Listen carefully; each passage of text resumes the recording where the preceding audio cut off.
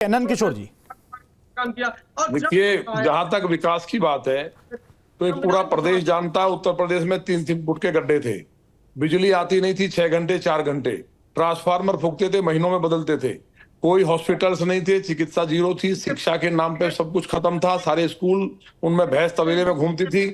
बिजली, सड़क, पानी, शिक्षा, चिकित्सा, लॉ एंड ऑर्डर के मामले में जो ऐतिहासिक काम, हाईवेज बने और उत्तर प्रदेश का नक्शा बदला है, निवेश जब वहां प्रदेश का जो जिस तरह से नक्शा बदला है और यह लॉ एंड ऑर्डर ठीक हुआ है, तो आज निवेश 36,000 करोड़ से ज्यादा हुआ है, युवाओं को रोजगार मिला है, जितनी भर्तियां नीट एंड क्लीन हुई हैं। और ये पुरानी बात कह रहे हैं, दोहराना ठीक नहीं है, तो ये इतिहास को लोग याद रखते हैं। इन्होंने प्रमोशन में रिजर्वेशन खत्म किया था, आज आरक्षण की बात करते हैं दलित समाज की है। दलितों की बेटी बाबा साहब अम्बेडकर के लिए इनके नेता भूमाफिया बोलते थे।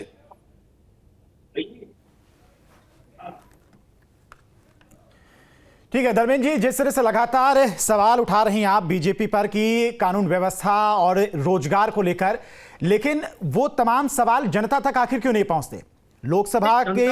लोकसभा में जो रिजल्ट आया उसमें कहीं ना कहीं बीजेपी को थोड़ा डेंट लगा, सीटें कम हुई, लेकिन अब जो उपचुनाव है, जितना उपचुनाव को लेकर बीजेपी सीरियस है, तमाम बैठकें हो रही हैं, 3-3 मंत्रियों को लगाया गया हर एक सीट पर, उतना सीरियस बीजेपी समाजवादी पार्टी दिखाई नहीं दे रही है।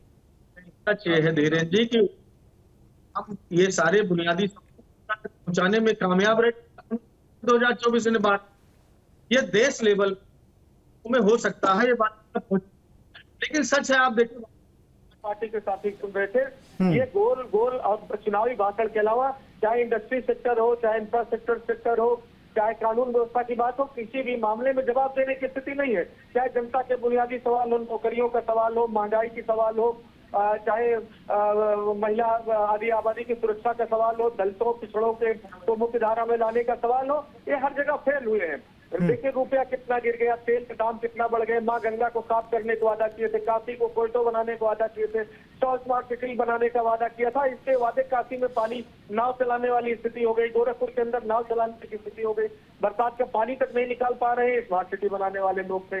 तो सवाल यह है कि जनता यही पूछ रही है कि आपने जो वादा किया था, जो वादा करके 2017 में आए, 2022 में आए, 2019 में आए, तो उन वादों का क्या हुआ? जनता सिर्फ इतना पूछना चाहती है। इनके पास सवालों का कोई जवाब नहीं है। पूछे बताएंगे उस सरकार में ये हुआ था, बहन जी ने ये किया था, नेताजी ने किया था। अरे साहब, आपको लगातार जनता बार बार वोट तो बीजेपी को ही कर रही, सत्ता में बीजेपी की तो वापसी हो रही धर्मेंद्र जी। इसीलिए आप पूछ रहे हैं कि लगातार हम आपको इतना मौका दे चुके, जब अब तक आप नहीं कर पाए तो इसका मतलब आपकी नीयत ठीक नहीं है और अब आपको उत्तर प्रदेश की और देश की जनता मौका देने वाली नहीं है। मैं यही कहना चाहता हूँ। इनके झूठ का पर्दाफाश हो गया। 2024 में उत्तर प्रदेश की महान जनता ने इनको बाहर का रास्ता दिखा दिया और क्योंकि वो अवेयर है, आने वाले हर चुनाव में इनको बाहर का रास्ता दिखाएगी। नंद किशोर जी, मतलब बहुत शानदार बात कह रहे हैं लोग।